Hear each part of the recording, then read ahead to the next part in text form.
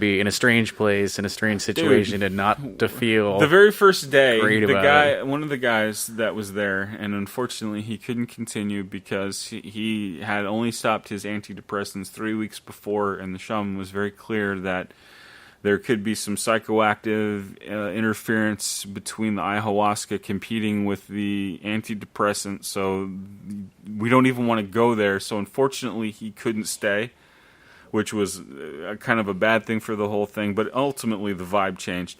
But he was pointing out a plant that was growing, I believe he said nightshade or angel's trumpet flowers, which it turns out the Colombians used as a drug. Now, it turns out that if you powder this and blow it into somebody's face, you can cause amnesia in the person for up to 24 hours, and they become highly suggestible. So the Colombia cartels were using this drug on rich people to give them access to their bank accounts, which they would then do willingly, and then within 24 hours would forget everything that they had done with the Colombia cartel, giving up all of their assets to them. What drug was that? Scopolamine? Is that what it is? I'm not sure of the actual drug name, but the plant apparently was called angel's trumpet. It's this long white flower that you can process into this thing, and there it is growing naturally right there in the middle of this hacienda that we're staying at. So like a hypnotism drug. Pretty much, yeah, mind control kind of thing, you know? Every night you do this, or you guys are on DMT? Okay, so the first night was cool. So the first night we get there, we do the DMT. Then you get a day off. Then you do the DMT. Then you get a day off. Then the DMT. Then you get a day off. Then we processed our own mescaline using the cactus there. We cut it up ourselves, put it in a pot, boiled it up. So you were just like, okay, though? Like, had you ever done anything? No, like nothing before? like this at all. I've never done any. Was everybody else okay? You know, everybody just seemed to go with the flow. I mean, I just picture people losing their shit and licking the walls and shit. Yeah, nobody lost their mind or freaked out. No, I haven't got to that point yet. Okay. They only give you a limited amount. Well, okay, so were you hallucinating? Oh, yes. Okay, so let's go back to the ceremony. So then the shaman basically creates this sort of space, and I think it's a necessary component to the whole thing. You know, a lot of people are saying that ayahuasca is going to be like this new thing where people are going to be taking it at parties like they do like speed or X or whatever, and it's certainly not that. It really requires a context in order to approach it intellectually, but also to just handle it, because it strips you bare. It really does. One of the biggest things about ayahuasca to me was the fact that in our everyday life, when we're dealing with things, we tend to have a buffer, in that we give ourselves sort of a comfort zone in sort of not lies that we tell ourselves, but certainly we contextualize our lives in such a way that we're not necessarily the bad guy. You know what I mean? That we are rational, that we're understandable, that we're all these things. Well, ayahuasca has a tendency to strip all that away so that we actually can see ourselves and our actions and our behaviors for what they are, not comforted or softened or made easy for us to, you know, I was a dick to this guy at work today, but whatever, he deserved it. No, it strips away that, and you're like, I was a dick because, and now suddenly you're dealing with all of the internal reasons why you have all these negative emotions that manifest themselves as being a dick with somebody. You're no longer given that space of protection, of buffering yourself with, that guy was a dick, whatever, I deserved it, or I'm having a bad day, or I didn't eat, or, you know, I need my coffee, or whatever the hell reason we ever create to kind of soften the shit that we do to other people. That's what's kind gone. of like you're seeing it from like a third person, as opposed to justifying all your actions. And it's unrelenting, but it doesn't give up on you. It hammers you. But then bringing up to like the past too, right? So your past could have something to do with the way you reacted also. Dude, that is all of it. That is all of it. Absolutely. That's intense. And that's why it's not just some easy. I don't want to do this. You got to go to Peru. You got. There's an investment, not just. See, the thing is, I don't know if I could deal with going down the street here in Washington State and doing ayahuasca with some guy. I mean, the fact that you have to commit to doing an 8-hour, 10-hour flight to Peru, and not just that, but deal with Lima, and then Lima traffic, which is the craziest thing I've ever dealt with.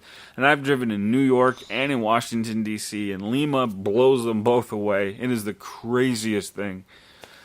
To actually commit to engaging in going to a third world country and breaking out of your comfort zone and engaging in a world that is so foreign and different, there's that physical commitment. Then to actually sit down in a room, like you say, full of strangers and trust that you're going to be given something that is going to put you in the most vulnerable position you can even begin to imagine.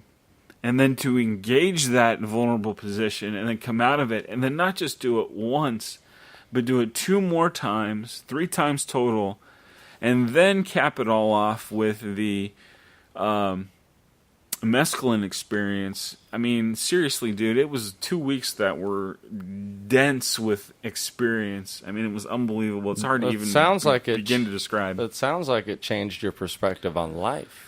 Well, completely. Yeah, I'm still working through a lot of the revelations. I mean, it's taken me, what did I do? I did that in March, and here we are in August, and I'm still working through it, you know? Oh, so that was recently. Yeah, recently, yeah. So it sounds like it almost makes you look internally at how you're reacting and looking at all of your life experiences or how people are, and your participation or your role in that compared to outwardly towards anybody else, like it's your fault, or like you were saying, you're just being an asshole, or I'm an asshole to you because you were a dick to me.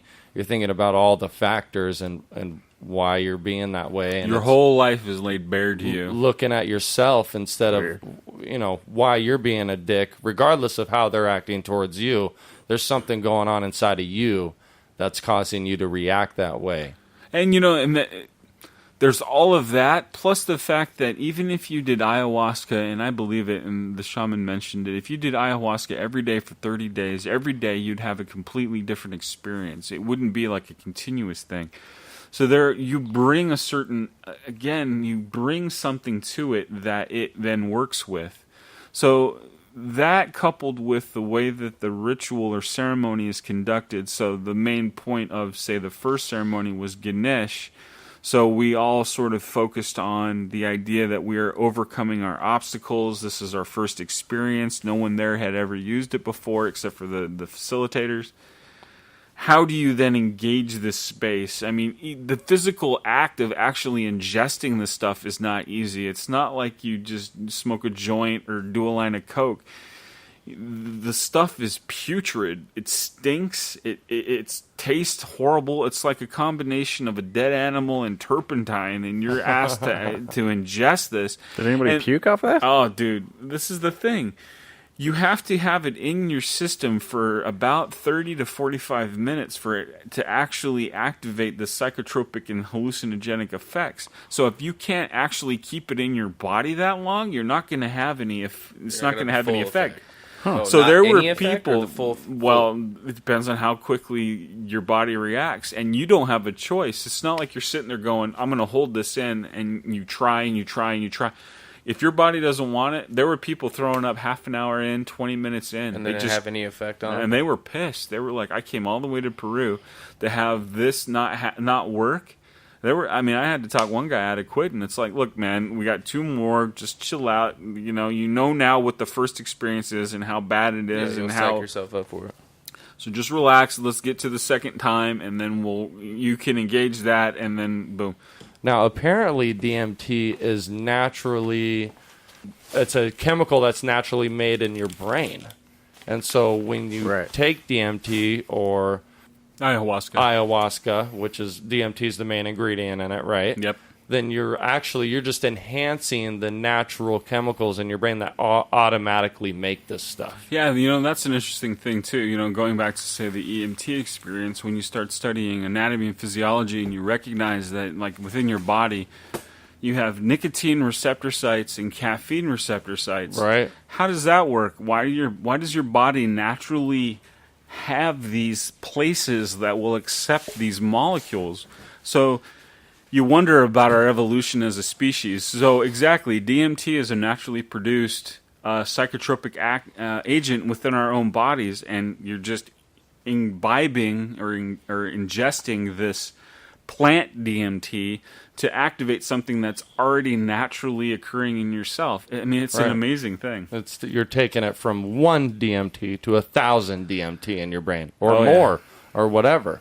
And you definitely recognize the fact that there's a veil, that our mental space, the space that we inhabit in our day-to-day lives, is a very contained existence. And when you do the DMT, that wall, that barrier, that film that separates us and our being from existence, and it's like a real tangible way too. It's not something that you're just, because I asked the shaman that beforehand. I'm like, so how are we going to know that we're actually that the DMT is actually affecting us? And he's like, don't worry about it, you'll know. And right.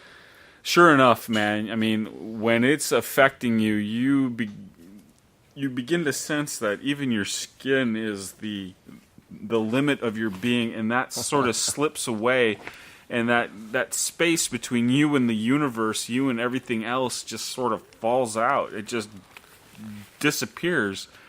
So the first night, for example, that we did this, I mean, I use the polite word purged. I purged it about 45 minutes, so it wasn't the greatest trip. I mean, if you can keep it in your system and not throw up, then you're going to end up with the rocket bullet train right through your intestinal system. I think we talked about it earlier, where someone grabs you by the esophagus and basically is squeezing you out like a tube of toothpaste. If you don't vomit, you're gonna shit, and you're gonna diarrhea for all.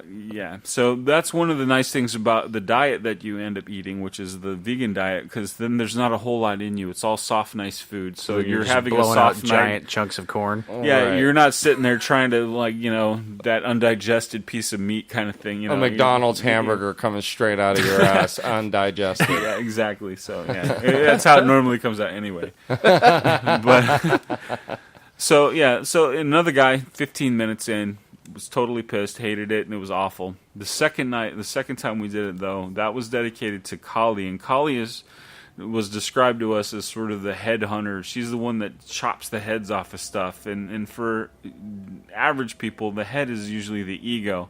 So it's this mental construct that we create, that we identify with, but it's not actually the true self.